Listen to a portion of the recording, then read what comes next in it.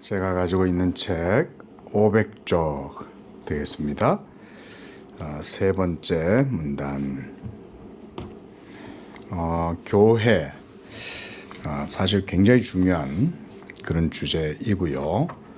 그러다 보니까 이제 이 개혁 신학에 있어서 우리가 지난주에 교의학 도그매틱 디올로지 이거 이제 제가 전체 책에 이런 얘기를 좀 했습니다. 그죠? 시스테믹한 그런 신학적 체계가 있고, 그래서 서술도 이게 이제 순서대로 주제가 이렇게 개진된다. 이런 걸 그래서 우리가 이제 오르도 도캔디라고 해서 가르치는 순서가 그래서 개혁신학에 있어서는 중요해요. 우리가 집을 지을 때도 그냥 아키텍이 그냥 안 되잖아요. 그렇죠? 딱 기초가 있고 그 기초 작업을 먼저 튼튼하게 하고 그 위에 기둥을 세우고 이러면서 지붕을 놓고 이런 식으로 하듯이 신학적 주제도 마찬가지입니다.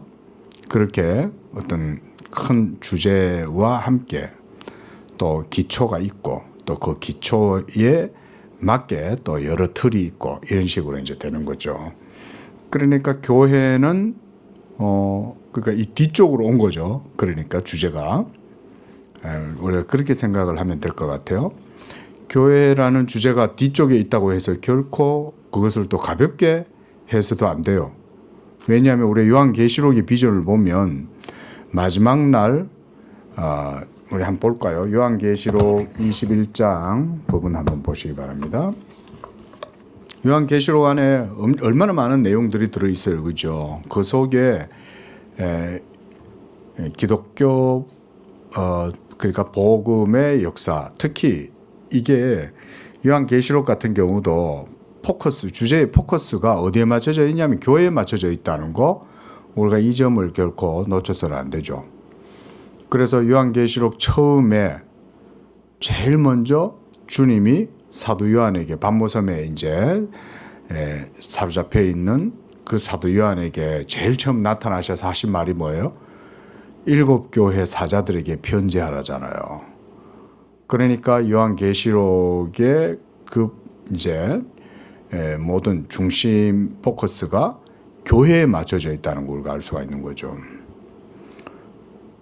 그리고 그 교회의 머리가 되시는 그리스도가 자기 교회와의 관계 속에서 이제 이 인류 역사의 마지막 그런 엔딩을 이제 점차 자기의 뜻대로 이제 이루어 나가시는 거죠. 그러면서 7가지 재앙이 나오고 7천사가 나오고 여러 이제 일들이 환상과 예언과 그 속에 또 여러 가지 일들이 이제 나타나잖아요. 이제 21장에 가보면 요한계시록 이제 이 21장과 22장이 이제 최절정의 마지막 상태가 되는 거죠. 거기도 보면 21장 2절에도 보면 거룩한 성 새 예루살렘이 하나님께로부터 하늘에서 내려오고 그것이 마치 신부가 남편을 위해 꿈인 것 같더라, 이 말인 거죠. 이게 전부 다 교회에 대한 내용이죠.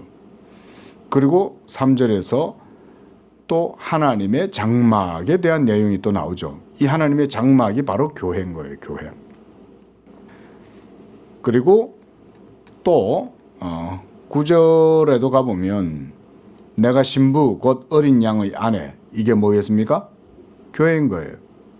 어린 양의 아내. 어린 양은 누굽니까? 예수님이죠.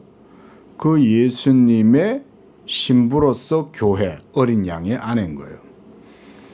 그리고 10절에 또 하늘에서 내려오는 거룩한 성 예루살렘이다. 이게 말하자면 교회의 외관인 거예요. 외관. 그리고 이 외관에 따라서 보니까 12절에 11절에는 하나님의 영광이 그 가운데 있었고, 또 옥봇, 귀한 보석, 벼곡, 수정 같은 그 성의 빛이 지극히 찬란하더라. 또 또 12절에는 12문이 있고 성곽이 있고 또 그 12천사가 있고 그 문들 위에 이름이 써져 있는데 이스라엘 12지파의 이름들이 있더라. 자, 이스라엘 12지파의 이름. 이 지파들이 바로 뭡니까? 교회죠. 예, 12지파라고 하는 말은 한마디로 교회를 말하는 거예요. 그래서 동쪽 세문, 북쪽 세문, 남쪽 세문, 서쪽 세문. 이곳 광야에서도 하나님께서 이스라엘 백성들 12지파들을 레위 지파를 중심으로 해서 그죠? 성막을 중심으로 동쪽에 세 지파, 북쪽 세 지파, 서쪽에 남쪽에 네 지파 이렇게 동서남북으로 해서 여호와의 군대를 이런 식으로 이제 딱 배치를 하죠. 세 지파씩. 그런 거예요, 이게. 그리고 14절에 보면 그 성곽의 기초는 12기초석이고 그 위에 어린 양의 12사도의 12이름이 있더라는 거죠. 그러니까 교회는 사도의 기초 위에 서 있잖아요. 그러니까 그 바로 예수님이 세우셨던 그 사도, 12사도들이 교회의 신약의 교회의 기초가 된 거죠. 지금 다 뭔 얘기하고 있어요? 교회 얘기하고 있죠. 요한계시록 제일 마지막에 와서 대미를 장식해야 되는 바로 그때의 교회에 대해서 얘기하더라 이거예요. 그러니까 요한계시록의 시종일관 모든 과정과 그 안에 일어나는 모든 사건들과 역사적 의미는 결국 어디에 포커스가 맞춰져 있냐. 교회가 드러나는 것에 포커스가 맞춰져 있다. 이 말인 거예요. 한마디로. 이런 게 요한계시록을 이해하는 데 있어서 신학적으로 중요한 전제죠. 그러니까 뭐 예를 들어서 뭐 이런 거죠. 옛날에 제가 어릴 적에 고르바초프 있어요. 고르바초프. 이제 소련의 이제 고르바초프. 그리고 고르바초프가 뭐 여기에 뭐 이렇게 점이 있어요. 저게 막 용의 표다 뭐 이러면서 성경을 이상하게 그렇게 막 해석을 해갖고 사람들이 그 고르바초프가 막 무슨 용이다 뭐 어쩌고 막 이런 식으로 전부 다 이제 잘못된 해석이죠. 지금 얘기하는 건 뭐냐면 계속 15절부터도 우리가 지금 보면 전부 다 교회에 대한 이야기예요. 교회에 대한 이야기.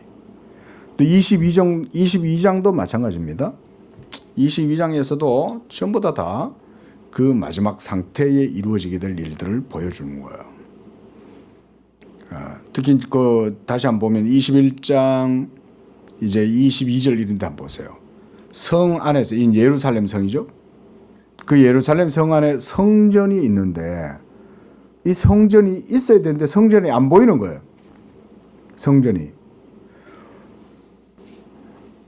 원래 구약시대 때는 예루살렘 성이 있었고 그 예루살렘 성 안에 성전이 있었잖아요. 그렇죠? 헤롯 성전. 근데 지금 요한계시록에서는 하늘의 새 예루살렘 성이 내려왔는데 그 하늘의 새 예루살렘 성 안을 들여다보니까 그 속에는 성전이 안 보이더라는 거예요.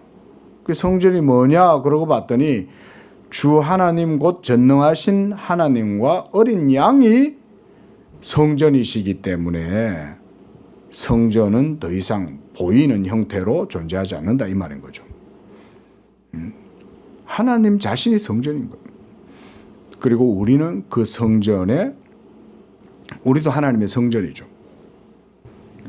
이런 게 전부 다 교회 이야기 아닐까요? 그렇죠? 전부 다 이런 게 다 교회 이야기죠. 자, 그래서 22장 16절에도 보세요. 자, 이제 완전히 마지막이죠. 그 가서 뭐라 그래요? 나 예수는 교회들을 위하여 내 사자를 보내요. 결국은 지금 교회를 향해서 계속 이 요한계시록이 쓰여지고 있는 거예요. 교회가 주제인 거예요. 한마디로 요한계시록에는. 교회가 상관이 없으면 요한계시록을 쓰실 이유가 없어요. 그리스도께서 자기의 몸된 교회, 하나님의 성전, 그것을 마지막 시대까지 보존할 뿐만 아니라 최후에 완전히 클라이막스에 도달했을 때는 이 교회를 드러내 보이신다 이 말인 거예요. 자, 이 정도 되면 이제 성경에서 교회를 얼마나 중요하게 여기는가 조금 이제 감이 오겠죠. 이번에는 우리 한번 에베소서로 한번 가보겠습니다. 1장 23절. 자, 함께 읽어봅시다. 교회는 그의 몸이니 만물 안에서 만물을 충만하게 하시는 이의 충만함이다. 또 2장에 가서 보면 20절에 보면, 자, 여기서도 교회에 대한 얘기를 합니다. 너희는 사도들과 선지자들의 터 위에 세우심을 입었다. 이게 아까 교회의 기초는 사도들이 12기초석이라고 그랬죠. 그 얘기예요. 그리고 예수께서 친히 모퉁이 돌이 되었다.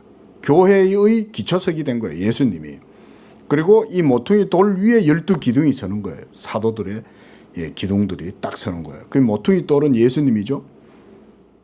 그리고 21절에 그의 안에서 건물마다 서로 연결하고 주 안에서 성전이 되어가고 성령 안에서 하나님이 거하실 처소가 되기 위해 예수 안에서 모든 성도들이 함께 지어져 간다 그러죠. 예? 컨스트럭션 되어져 가는 거죠. 이게 빌딩이 되어가고 있는 거예요. 빌딩이. 우리는 다 예수님의 몸이고 성전으로 지금 지어져 가고 있다 이 말인 거죠. 그리고 3장에 와서는, 자, 또 여기서도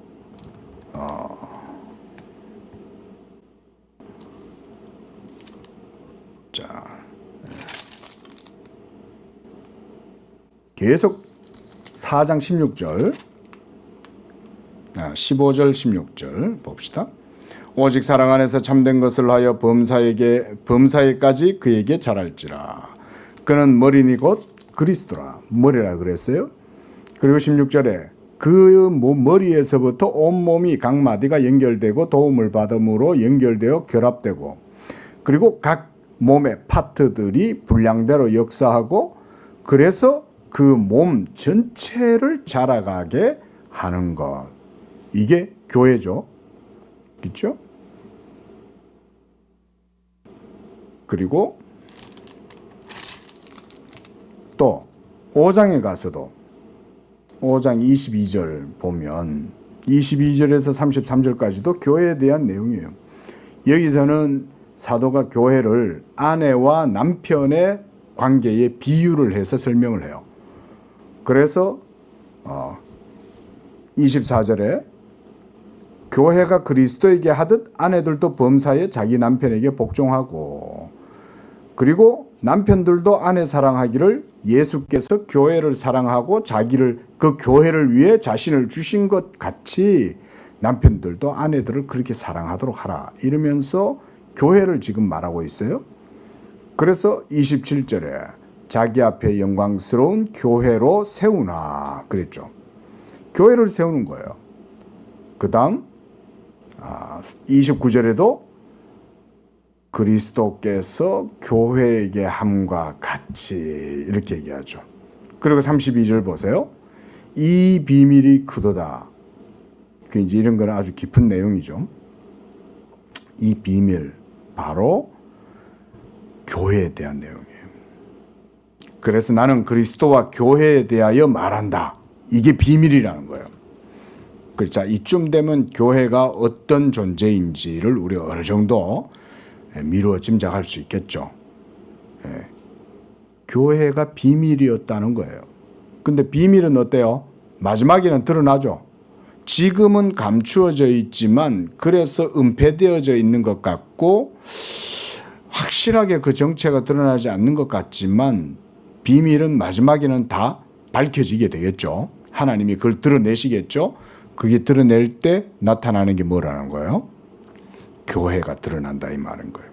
그 비밀이 완전하게 이제는 공개가 되고, 그래서 모든 사람들 가운데 더 이상 감춰져 있지 않고 공개가 될 때가 되면 그때 드러나게 되는 게 뭐냐?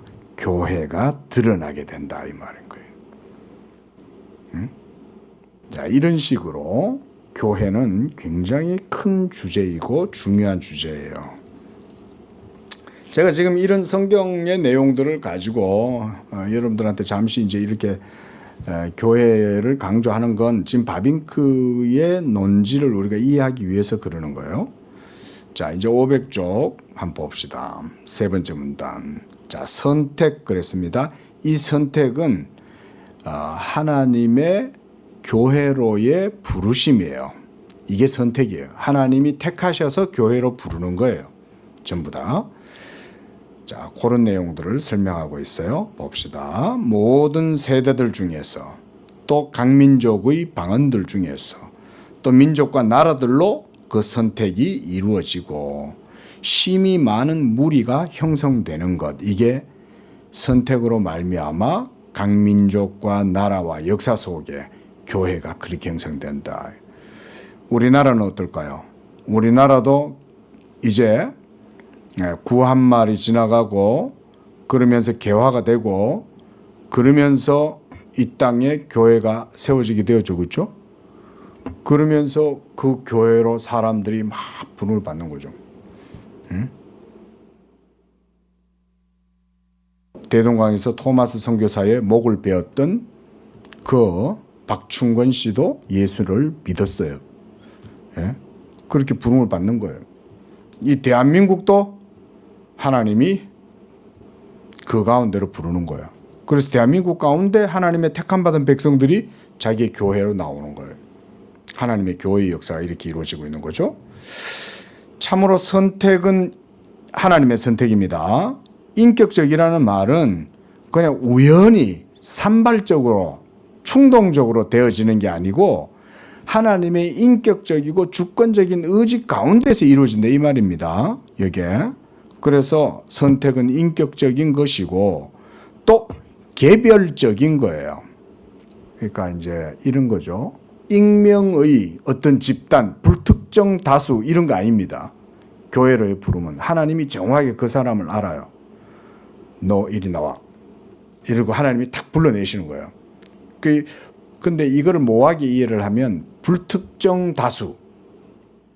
그래서 익명 이런 식으로 생각하지만 하나님은 익명이 아니에요. 하나님은 정확하게 여러분의 이름을 알아요. 예? 성경에도 이런 표현이 있습니다. 그래서 하나님의 선택은 불특정 다수가 아닌 개별적인 선택이에요. 그리고 각 대상의 이름이 하나님께 알려져 있는, 하나님이 아신다 이 말이죠.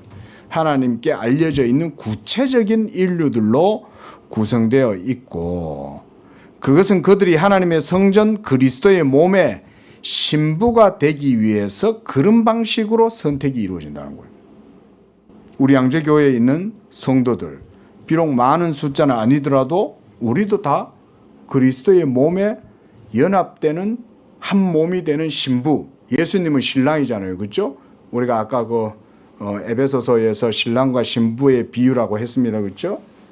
그러면 이 신랑과 신부가 만나서 결혼을 하고 그래서 동떨어진 개별자들이 이제 결혼을 함으로써 연합을 이루죠. 그러면 한 몸이 되는 거예요. 신랑과 신부는. 이처럼 교회가 그와 같다 이 말인 거예요. 우리도 다 예수님은 우리의 신랑이고 우리는 예수님의 신부잖아요. 그러면 예수님은 우리의 머리고 우리는 그의 신부로서 그래서 아내는 남편을 머리로 삼는다. 그 얘기인 거예요. 이게 하나님의 창조 질서와도 맞는 거죠. 이렇게 해서 이제 연합체가 되는 거죠. 그렇죠? 자, 그다음 선택의 목적은 그랬어요. 자, 바로 유기적 조직체, 교회죠. 이 그리스도의 몸의 유기성을 얘기하는 거예요. 그래서 하나님의 위대성을 선포하고 그 이마에 그분의 이름을 지니고 있는 인친자들이죠. 이게 하나님의 인친자들은 이마에 하나님의 인치심이 있잖아요. 그래서 거듭난 인류의 구속이요 갱생이요 영화, 이것이 선택의 목적이다. 그래서 하나님이 시간 내에서 그러니까 역사의 과정 속에서 이 말이에요. 우리가 살아가는 시공간 역사 속에서 이 선택을 실행하실 때에 하나님은 오직 은혜 언약을 통해서만 이 일을 수행하며 또한 하나님은 모든 다른 사람들과 독립되어 있는 개별자들을 그 언약 속에 포함시키는 것이 아니라 다만 한 사람 안에서 한 가정과 세대를 동시에 부르신다. 주 예수를 믿으라. 그리하면 너와 내 집이 구원을 얻으리라 그러죠. 그래서 개인이 구원을 받기도 하지만 여기에서는 개인 구원을 부정한다는 의미가 아닙니다. 하나님의 교회를 이루어 나아가는 선택의 섭리가 특히 여러분들의 집의 가장이라든가 어머니라든가 이런 분들이 예수를 믿기 시작하면 그 가정과 그들의 모든 삶의 지경에 복음의 영향력이 침투하기 시작하는 거예요. 이게 그럼 그 속에 하나님의 부르심이 있는 거죠. 효과적 부르심과 선택의 효력이 이제 드러나는 거예요. 그래서 주 예수를 믿으면 너와 너의 집이 구원을 받는다 그런 거죠. 그게 복음이죠. 자, 그다음 문단. 하나님은 아담, 노아 그리고 아브라함에게도 이와 같은 방식으로 역사하셨고 세상의 섬김으로부터 그분의 교제로 옮겨진 모든 자들에 대해서도 여전히 같은 방식으로 행하신다. 이게 어떻게 좀 달리 표현해 보면 하나님 나라의 섭리다 이렇게도 볼 수 있어요. 하나님의 나라가 임하면 어떤 한 사람만 그것을 누리거나 어떤 한 사람에게 국한된 가운데 은혜가 임하는 건 아닙니다. 하나님의 나라는 그 자체가 영적으로 아주 생동감이 있고 역동적인 그런 힘을 갖고 있기 때문에 그들의 모든 삶의 영역에 이 하나님 나라의 영향력, 복음의 영향력이 나타나서 그게 이제 효력이 나타나는 거죠. 효과가. 그래서 하나님은 아브라함과 같은 그런 한 개인과 그의 후손과 언약을 맺으시고 그 언약을 세세토록 확증하신다. 모든 신자들은 501쪽 하나님의 유기적인 활동에 부응하여 여기서는 이제 번역을 이렇게 해놓으셨죠. 자, 그러니까 좀 전에 제가 방금 뭐라고 그랬습니까? 복음과 하나님 나라의 역동성, 액티비티한 그런 성격이 복음의 역사를 통해서 예수 믿는 개개인들의 삶의 지경에 드러나면 그 한 사람에게만 복음이 영향을 미치는 게 아니라 그와 그의 집도 복음의 영향을 받고 또 그가 예를 들어서 어떤 한 사회나 어떤 우리가 살아가고 있는 세상 속의 한 조직체 속의 일원이다 그러면 또 그것에도 영향력을 미치죠. 이런 가운데 하나님의 나라가 이루어지는 게 이제 여기서는 유기적인 활동에 부응하여 저는 이제 이렇게 이해를 해요. 그래서 그 마음 안에 사회적인 경향, 즉 사회적인 경향에 부합되는 공동체성에 대한 갈망을 가지고 있다. 자, 이게 이제 뭐 제가 이거를 좀 설명을 지금 좀 해보면 가령 예를 들어서 이런 거죠. 우리가 저녁 먹으면서도 이제 잠깐 그런 얘기를 했지만, 자, 이 주변에 우리 양재교회가 여기서 지금 이제 5년 이상 있었어요. 그런데 이 주변에 있는 분들도 양재교회를 알죠. 그렇죠? 근데 우리 교회는 안 나오시는 이 주변에 탁주집, 예? 이제 포차하시는 사장님도 저를 보고 이제 교회에 대해서 관심을 갖고 얘기를 하시죠. 예? 요즘 뭐 양재교회 어떻게 돼 가세요? 왜 그런 관심을 가지실까요? 예? 물론 그분이 뭐 소실적 어릴 적에 교회를 좀 다니셨기 때문에 그래서 뭐 우리 교회에 대해서 그래도 늘 이렇게 같이 이웃이고 이러니까 관심을 가지시고 이렇게 하시는 것일 수도 있겠지만 그럼에도 불구하고 그분들에게 있어서 한 가지 당위성이 있는 거예요. 뭐냐면 교회는 모이고 그래서 사람들이 거기에 모여드는 거 아니냐 이렇게 보는 거죠. 여기 보면 공동체성에 대한 갈망이잖아요. 예? 교회가 세워지면 거기에는 공동체가 형성이 되고 그 공동체를 통해서 몸이 세워지는 거예요. 자연스러운 현상이라는 거예요, 이게. 지금 바빙크는 그 얘기하고 있어요. 좀 더 읽어봅시다. 한편으로 사람들을 이만큼 심각하게 분열시키는 힘은 이 세상에 존재하지 않고 또 다른 한편으로 사람들을 이만큼 능력 있게 결합시키는 힘도 세상에는 존재하지 않는다. 그러니까 교회 안에는 접착제도 있고 밀가루도 있는 거죠. 예? 교회 안에는 접착시키는 하나 되게 하는 본딩이 되게 하는 그런 어떤 내적인 힘도 있긴 하지만 동시에 그 분열을 깨트리고자 하는 말하자면 그런 뭐 우리가 콩가루다 그러잖아요. 콩가루의 주된 특징은 하나가 되지 못하죠. 다 나뉘어지죠. 갈려지죠. 한국교회 어떤 분들 그러죠. 한국교회는 교단이 교파가 왜 이렇게 많아요. 장로교회 교단만 해도 200여 개가 넘는다고 그런다는데 저도 모르겠어요. 도대체 뭐가 200개나 되는지. 근데 어쨌든 교단이 많은 건 사실이죠. 장로교회 안에도 다 나뉘어져 있죠. 참 이런 게 지상에 있는 교회예요. 그래서 사도도 이 복음의 은혜가 교회 가운데 온전하게 유지가 되도록 하기 위해서는 주의 날이 가까움을 볼수록 모이기를 피하는 자들의 그런 자들 같이 하지 말고 모이기를 힘쓰는 자들이 되라. 왜냐하면 그렇게 함으로써 그들 가운데 있는 복음의 불씨가 더 튼튼하게 세워지기 때문에. 근데 우리가 바베큐를 해 먹으면 차코를 팍 불 붙여가지고 이제 불이 붙기 시작하면 이제 거기에 하나의 연합체가 이루어지죠.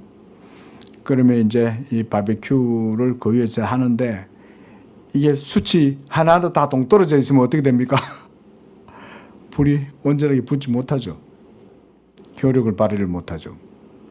그리스도 교회 공동체도 마찬가지예요. 그러니까 바빙크 같은 분들도 교회의 이런 뭐 어떻게 보면 이제 실존적인 상황, 상태죠. 컨디션이죠. 예? 분열시키는 힘이 이 세상에 결코 있지 않고 결합시키는 힘이 이 세상에 있지 않다. 이 두 가지가 다 있다는 거 아니에요? 예? 그 어떻게 보면 달리 말하면 결합 잘 되는 교회 목사님은 목회를 잘 하는 거고 결합 잘 못 시키는 교회 목사님은 목회를 잘 못하는 거지. 그러나 기독교 외부에 있는 종교적인 집단도 거의 언제나 인종과 부족의 통일성과 함께 발생하는데 바꿔 말하면 종교는 외관상으로 볼 때는 부족의 도움 없이 지탱될 수 있을 만큼 강하지 못하다는 의미이다. 그러므로 교회란 단어의 고유한 의미에서 볼 때 원래 에클레시아가 모임 이런 말이거든요. 예? 그게 자 그래서 교회는 이 교도 나라에서 결코 존재할 수 없다. 그러나 기독교 국가에서는 이 상황이 매우 다르다. 자, 이스라엘의 경우 국가와 교회가 공존했고, 그렇죠? 이스라엘은 국가하고 교회가 같이 있죠, 그렇죠? 예. 그러니까 이제 신정 통치 체제가 율법 아래에서 이루어질 수밖에 없고, 오늘날은 어때요? 오늘날은 그런 거 아니죠? 저 구약의 저 지금 팔레스타인의 네타냐후 총리가 다윗 왕은 아니잖아요. 또 다윗 왕국도 아니잖아요. 그죠? 합법적인 언약의 왕국도 아니죠. 거기는 더 이상 거기는 율법하고 상관없어요. 거기는요.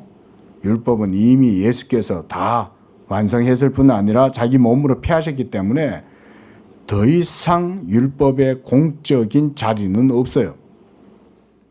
그건 이제 신약의 교회로 넘어왔어요. 트랜스퍼 돼 버렸어요. 그러니까 저 구약 팔레스타인에 무슨 율법의 나라를 다시 세우겠다 이런 허황된 생각하면 하나님한테 야단 맞아요. 하나님이 그런 거는 그냥 안 둬요. 야, 내가 무너뜨리는 걸 너희들이 왜 다시 세워? 하나님이 이렇게 야단 치시는 거죠. 그 뭐 요번에 전쟁터인데도 그 종교 행사 한다고 거기 무분별한 사람들이 그 이스라엘하고 하마스하고 지금 이란하고 전쟁 중인데 그 와중에 그거 들어갔다는 거죠. 정신이 있는 거예요. 그 교회 목사들이 야단 맞아야 돼. 그 교회 목사가 성경을 제대로 모르고 신도들을 이끌고 그 위험한 곳으로. 거기가 뭐 이스라엘이에요? 거기가? 하나님의 나라가 거기 임하냐고. 그래서 자, 이삭의 기적적인 출생은 이 사실을 증거하는 데 도움이 되고, 은혜 언약은 시조 아브라함과 함께 특유의 한 민족을 창조하였다. 자, 뭐 이런 것은 제가 다 설명하지 않겠습니다. 자, 이 족장 안에서, 그러니까 아브라함 안에서입니다. 이 아브라함 안에서 전능하신 자이신 하나님은 자연히 은혜에게 봉사하도록 만드셨다. 그러므로 구약 성경에서 언약의 하나님, 이스라엘 백성, 그리고 가나안 땅은 아주 밀접하게 관련되어져 있다. 요거는 제가 여러분들한테 성경적인 이해를 위해서 약간만 설명을 좀 드릴게요. 자, 뭔 말이냐면 이런 말이에요. 자, 언약은 우리가 요즘 언약사 강론하죠. 언약사 강론에서 언약의 기원과 시원, 오리진, 그 어디에서부터 생겼다 그랬어요? 언약은 어디서 생겨났어요? 인간 종교의 종교사학적인 관점에서 그걸 추적할 수 있습니까? 예? 문화적으로 추적할 수 있습니까? 없죠. 어디서 언약은 발생한 거예요? 하나님 그분 자신 안에서부터 시작된 거죠. 이런 게 이제 개혁주의적인 전망이죠. 그러면 하나님이란 바로 우리가 말하는 하나님은 성경적인 하나님, 성부, 성자, 성령, 삼위일체, 바로 그 하나님이 언약의 아르케가 되시는 거예요. 그런데 그 삼위일체 하나님은 역사 위에 초월해 계시잖아요. 그렇죠? 역사에 초월하시는 창조주 하나님이신 삼위일체 하나님에게서 언약이 아르케로 거기에서 시작이 되었다면 그것이 이제 역사 속에 이루어져야 되잖아요. 그렇죠? 역사 과정 속에. 그러면 이 시간 역사 속에 그것이 드리워지고 그래서 직접적인 이런 접촉이 이루어지고 그러면 이 언약은 이제 역사 속에 어떤 자기 모습을 점차 형성시키고 이루어 나가야 될 거 아니에요. 그죠? 이해됩니까? 무슨 말인지? 성경신학적인 개념이라서 제가 여러분 공부니까 설명을 드리는 거예요. 자, 뭐 우리가 요새 이제 공부하죠. 언약의 시원, 우리가 뭐 아르케라 그러죠. 바로 이 언약의 시원인 아르케가 바로 하나님의 삼위성이다 그래요. 성부, 성자, 성령, 삼일체 하나님이 바로 언약의 시원이에요. 그러면 저 하나님의 존재는 초월적인 그런 분이잖아요. 하나님은 초월성을 가진 분 아닙니까? 그런데 이 초월적인 하나님께서 자기의 언약을 역사 속에 우리가 이런 건 이제 내재성이라고 할 수 있겠죠. 예? 역사 속에 드리워지게 할 때 바로 초월적인 하나님의 그 언약이 이제 역사 속에 드리워지게 될 때 어떤 방식으로 이루어지냐 하는 문제가 되는 거예요. 이제 이 방식에 대한 문제가 되는 거죠. 그런데 하나님께서 이 일을 이루시는 방식이 뭐냐면 아브라함을 택하시는 거죠. 그래서 아브라함을 통해서 하나님께서 아브라함에게서 태어나는 민족들과 더불어서 이 언약을 맺고 그러면 아브라함 그 다음 누구예요? 이삭 그 다음 야곱 그쵸? 야곱 이후에 이제 이스라엘 12지파가 이제 나오죠. 그쵸? 그리고 이 이스라엘 12지파는 역사 속에서 번성해서 출애굽되니까 벌써 200만이 넘죠. 출애굽 시대 때는 그렇죠? 그래서 12지파가 이제 출애굽 시기에 오니까 벌써 어마어마한 숫자가 되는 거죠. 좋기 200만이 넘죠. 이들이 어디에서 다 나왔어요? 여기서 아브라함에게서 다 나왔죠. 자, 그런데 보세요. 아브라함 때로부터 이스라엘이 출애굽하는 이때까지 400년에 430년 뭐 이렇게 어쨌든 400년의 시간이 흘러가요. 이 400년의 시간 동안 하나님은 뭘 하셨습니까? 자기의 언약을 아브라함과 그에게서 나는 모든 자손들 속에 두시면서 이 언약이 땅에 정착되게 하시는 거죠. 이런 걸 우리가 성경신학적인 개념으로 이해를 하는 거예요. 그래서 거기도 바빙크가 이런 식으로 설명을 하고 있는 거예요. 그래서 방금 우리가 읽었던 그 두 번째 문단에 보면 은혜 언약은 시조 아브라함과 함께 특유의 한 민족을 창조한다. 이삭이 불가능 속에서 태어나죠. 그렇죠?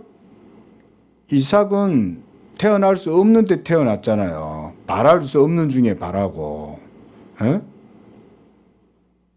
그게 뭘 보여주는 걸까요? 하나님의 전능성을 보여주는 거죠.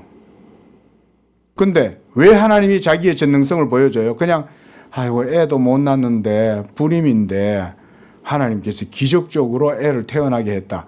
거기에 목적과 포커스가 있는 게 아니에요.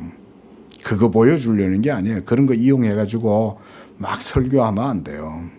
그거 얘기하려는 게 아니라 하나님은 불가능 가운데에서도 자기의 언약을 역사 속에 이루시고 그렇게 해서 불가능했던 약속의 자녀를 태어나게 하시는 거예요.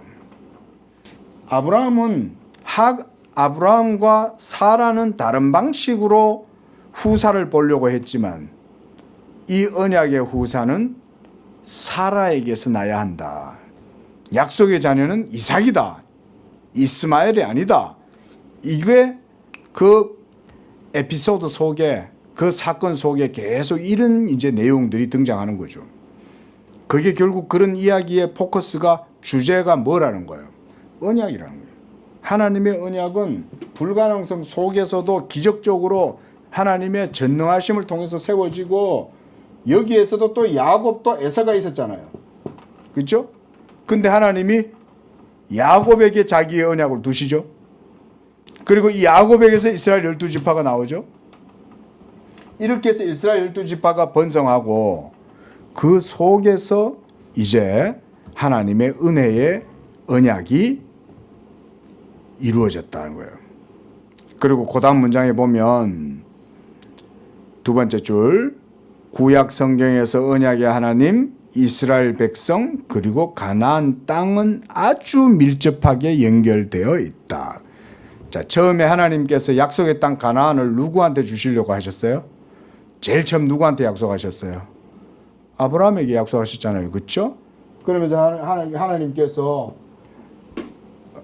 이 갈대아 메소포타미아의 갈대아 우르 땅에 기거하고 있던 이 아브라함에게 전능하신 하나님이 나타나잖아요. 아브라함아, 너는 저 가나안 땅으로 나아가라. 이러면서 아브라함을 부르셨을 때에 내가 그 땅을 너와 너의 자손에게 줄 것이다. 이렇게 약속했죠. 하나님께서.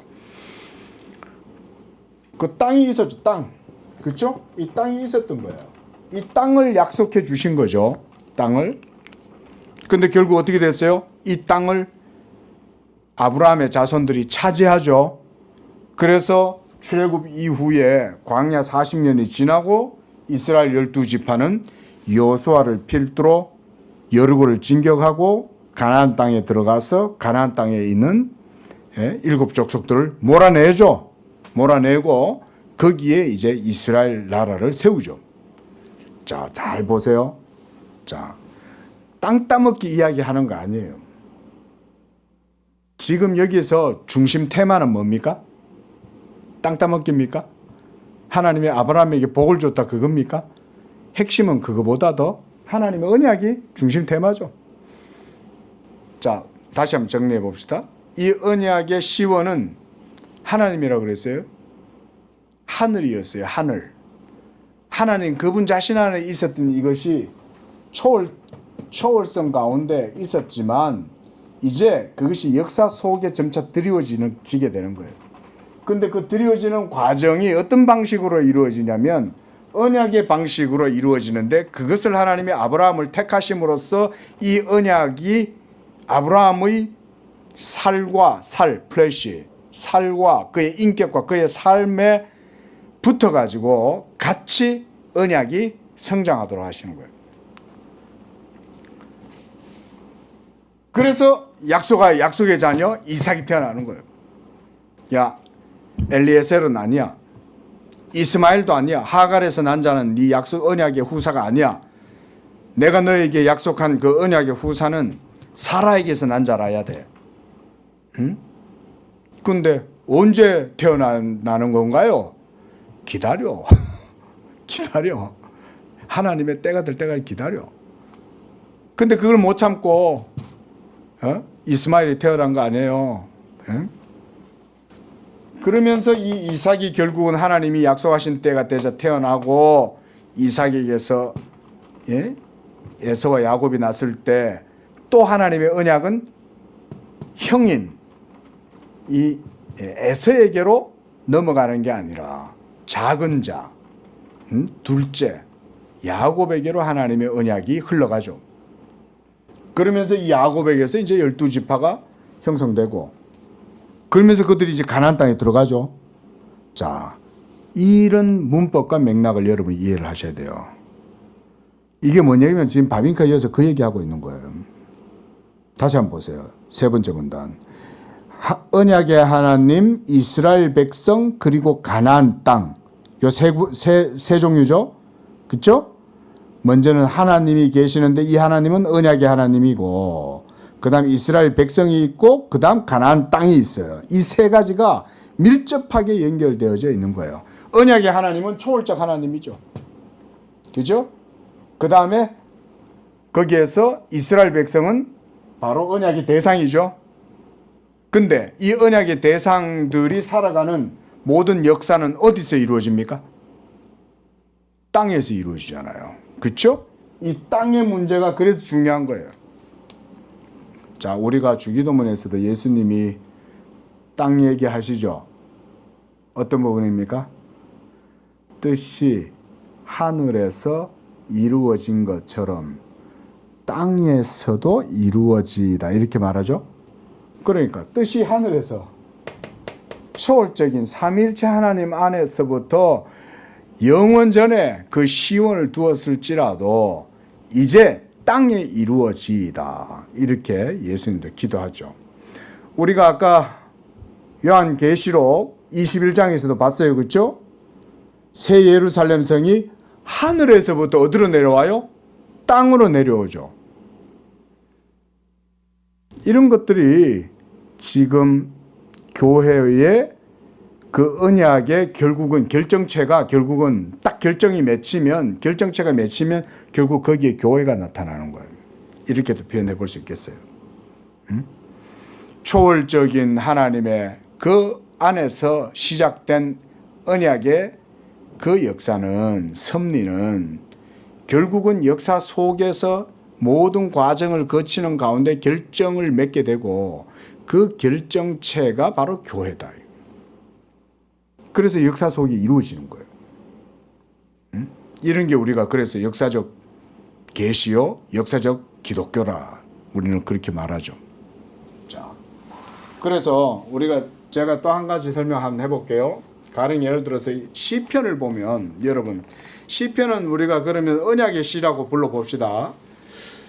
언약의 시라고 하면 하늘에 있는 것만 말하지 않아요. 그러니까 이스라엘의 역사와 삶에는 이 언약이 항상 같이 버무려져 있는 거예요. 그래서 이렇게 한번 걸어봅시다. 자, 아브라함에게서부터 언약이 이제 하나님께서 여기다가 딱 씨를 심으시는 거예요. 그러면 이게 아브라함의 인격에서부터 해가지고 계속 아브라함 삶 속에 이게 언약이 계속 유지가 돼요. 그 이삭에게 와가지고는 점점 더 이게 언약이 더 확대돼요. 근데 야곱에게 와가지고는 더 커졌어요. 근데 계속 이 언약의 역사가 계속 진행하고 있어요. 예? 근데 다윗의 시대에 이르렀어요. 다윗의 시대가 이르니까 이만큼 된 거예요. 점차 프로그레시브하게 점진적인 발전을 이뤄나가는 거예요. 우리가 이건 예전에 성공 공부하면서도 봤어요. 그렇죠? 이런 게 바빙크의 전망이에요.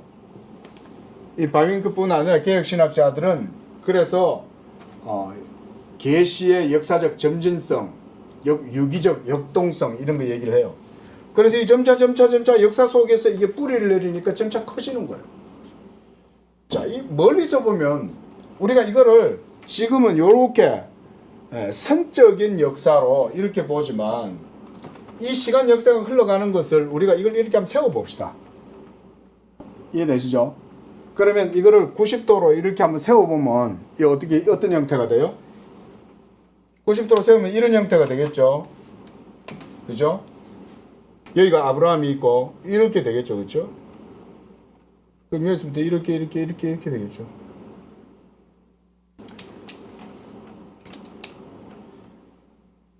이걸 또 다르게 이야기해 보면 이 속에 자 역사의 줄기가 이렇게 쭉 흘러가요. 하늘을 향하여 올라가요. 그러면 여기에 계속 이렇게 소용돌이처럼 이 나선형이 계속 돌아요. 그러면 이 속에서는 그냥 이렇게만 돌진 않아요. 사실은 여러분 우리 결로 아시죠? 결로 이렇게 이제 창문에 겨울 창문에 보면 밖에 날씨가 차가울 때 결로가 생겨요. 그러면 거기에 얼음 결정체가 생기죠. 그럼 거기에 이제 모양새가 여러분 프로즌이란 영화 봤습니까? 만화 영화 겨울왕국 어떻게 생겼어요? 프랙탈 형상을 보이죠, 그죠? 나무도 똑같죠. 그러면 이렇게 아브라함에게서 가지들이 나오고 이렇게 형성되겠죠. 가지들이 막 나올 거 아니에요, 그렇죠? 그럼 멀리서 보면 실제로 이렇게 점진적으로 확대되어져 가고 발전되어져 가는 하나님의 구원의 계시의 점진적 역사는 옆으로 돌려보면 사실은 하늘로 이렇게 올라가고 있어요.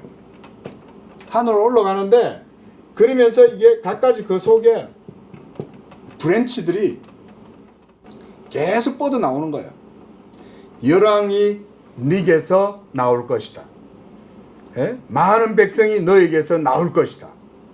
뭐 이런 얘기가 있죠. 나온다는 얘기는 뻗어 나온다는 말이잖아요. 그러니까 이게 계속 이렇게 가지가 형성되겠죠.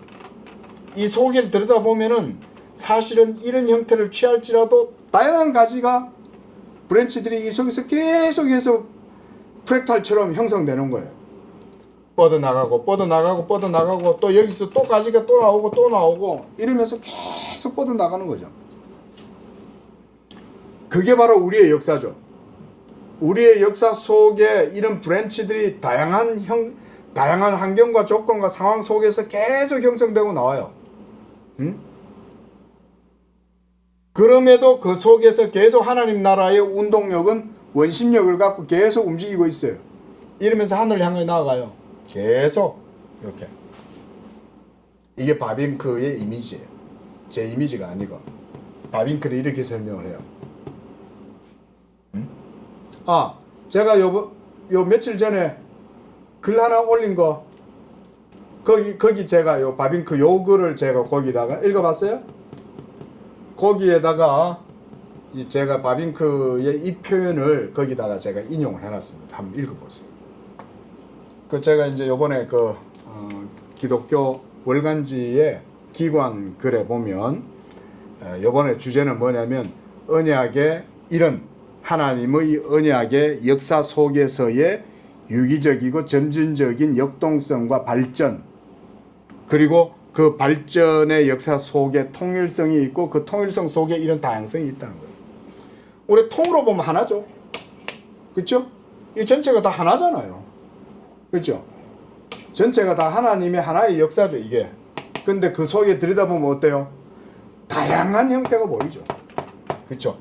아브라함 때부터 이삭, 야곱, 12지파, 그리고 각 12지파가 이제 브랜치가 쫙 나눠질 거 아니에요? 그렇게 될 때 그 또 모세가 나오겠죠. 여호수아가 있겠죠. 사사시대가 있겠죠. 그 다음 또 지나가니까 사무엘이 나와요. 사무엘 다음에 사울 왕이 나오고 다윗 왕이 이스라엘을 통일시키고 솔로몬이 나오고 솔로몬 다음에 남북 왕국이 분열되고 그러면서 바벨론까지 또 이루고 그래서 바벨론의 포로가 되고 난 이후에 또 예수님이 오실 때까지 400년의 기간 동안 있다가 결국은 딱 때가 참에 예수님이 그때서야 오시는 거죠. 이 모든 선적인 역사 과정 속에 하나님의 나라는 통일성과 다양성을 같이 이루어 나가는 거예요. 그리고 전체는 다 뭐예요? 유기적인 체계를 갖고 있죠. 유기적으로 역동적인 유기성 속에서 이루어지잖아요. 제가 요번에 이제 요런 내용들을 조금 한번 글을 써본 거예요. 이거죠. 자, 그런데 제가 지금 바빙크가 지금 하는 말이 뭐냐면 이거예요. 이렇게 발전되어져 가는 가정 속에 가나안 땅이 있잖아요. 그죠? 그들은 이 모든 삶을 어디서 살았어요? 예수님이 오실 때까지죠. 자, 아브라함 때부터 예수님이 오시는 요 시기 동안 약 2000년 넘죠. 그 2000년 기간 동안 그들은 어디서 살았어요? 약속의 땅 가나안에서 살았잖아요. 그러니까 땅하고 같이 어울려서 사는 거예요. 그 말은 뭐냐면 하나님의 언약의 시원이 하나님 그분 자신에게서 시작되었다 할지라도 하나님의 언약의 계시 그 역사는 이렇게 이들의 하나님의 택하심을 선택받은 지금 주제는 선택이죠. 하나님의 택하심을 입은 이 언약의 대상자들을 통해서 역사 속에 계속해서 유지가 되었다. 이걸 보여주는 게 뭡니까? 계보죠. 언약의 계보가 이걸 보여주죠. 그리고 그 과정 속에서 하나님의 나라가 계속해서 점진적으로 유기적으로 이렇게 자라가죠. 그렇게 해서 그 안에 다양한 일들이 이루어지죠. 많은 사건들이 있죠. 그런데 이 모든 게 다 어디서 이루어졌냐? 언약의 땅에서 이 모든 일들이 다 이루어졌다 이 말인 거예요. 그래서 언약의 하나님과 이스라엘 백성과 그리고 약속의 땅 가나안 이 세 개가 같이 있는 거예요. 어떻게 보면 우리가 하늘, 사람, 땅 이렇게도 볼 수 있는 거죠. 같이 연결되어져 있죠. 뭘로 연결이 되어져 있어요? 하나님이 계시고 사람이 있고 땅이 있어요. 이 세 영역이 무엇으로 연결이 되어져 있습니까? 언약으로 연결되어져 있죠. 언약으로. 자, 그래서 그 밑에 문단도 보겠습니다. 이스라엘은 그의 국가와 단일성을 하나님께서 그 백성을 선택하셨다는 사실에 근거하고 있고 가나안 땅은 값없는 은혜로서 아브라함과 그의 후손들에게 그들의 유업으로 주신 땅이다. 자, 그거를 이제 밑에 설명을 이렇게 하는 거고요. 성경 속에 있는 얘기들 쭉 한 5째 줄 내려와서 또한 그 백성들이 점점 타락하여 지금 바빙크가 요 문단에서는 뭐 얘기하냐면 이거 얘기합니다. 역사적 과정 속에 그 땅에서 살면서 일어나게 되는 여러 가지 일들을 지금 이렇게 설명하고 있는 거예요. 그러니까 언약은 땅을 떠나서 이루어지지 않았다 이 말인 거예요. 언약은 그들의 살과 그들의 삶의 모든 언약의 지경과 같이 있었다 이 말인 거예요. 이게 중요한 거예요. 그래서 그 백성들이 타락하고 포로 상태로 끌려가 이거는 이제 바벨론 포로죠. 벌써 거기까지 가 있는 거예요. 그럼에도 불구하고 하나님과 그분께 드리는 예배에 신실했고 무수한 백성들 중에 참 이스라엘이요 아브라함의 진정한 후손으로 남아있었던 자들은 결코 사라지지 않았고 이 성도들이 불경건한 자들로부터 분리되었을 때 그들은 상대방에 대해 상호 관심을 보여 서로의 교제를 통해 힘을 얻었다. 그 속에서도 교회는 있었다 이 말인 거죠. 바벨론에 끌려가도 그들은 여전히 그 속에 교회의 형태를 유지하고 있었다는 거죠. 그리고 이 분리는 계속적으로 진행되었다 하잖아요. 이 진행이에요. 아까 계속 말했죠. 이게 진행. 이 과정이 이루어졌고 신약 시대에 완성되었다. 어떻게? 예수 그리스도의 인격과 사역에서 이제 그 절정에 도달한 거예요. 이게 그러니까 아브라함에게서부터 시작된 이 언약은 이제 예수 그리스도에 와서 끝난 게 아니라 사실은 새롭게 시작된 거예요. 끝난 거 아닙니다. 끝이 난 게 아니라 더 확대되고 전체적으로 다 이루어져 버린 거예요. 그런데 아브라함 때부터 예수님 때까지 언약은 어디에만 국한되어져 있었어요? 가나안 땅 이스라엘에게만 국한되어져 있었잖아요. 그런데 예수 그리스도로부터 이제 어떻게 됩니까? 이 언약이 천하 만민들에게 이제는 오픈되어 버리죠. 하나님의 나라가 더 이상 가나안 땅에만 머물지 아니하고 누구든지 예수만 믿으면 아브라함의 그 언약의 나라로 누구든지 그 하나님 나라에 침투하고 들어간다 이 말인 거예요. 예? 지금 이런 걸 바빙크가 얘기를 하고 있어요. 그래서 세례 요한이 회개와 죄사함에 대한 설교를 통해 그 길을 준비한 후에 예수 자신은 그의 사역을 시작하셨고 처음에는 그의 사역을 이스라엘 백성 가운데 행하셨고 그분은 갈릴리와 유대 도시들과 마을에서 가르쳤고 전국에 걸쳐 선을 행하고 마귀에게 억압받는 모든 자들을 치료하셨다. 그러다가 나중에는 이게 더 넓어졌다 이 말을 이제 하는 겁니다. 바빙크가. 자, 오늘 여기까지 합시다.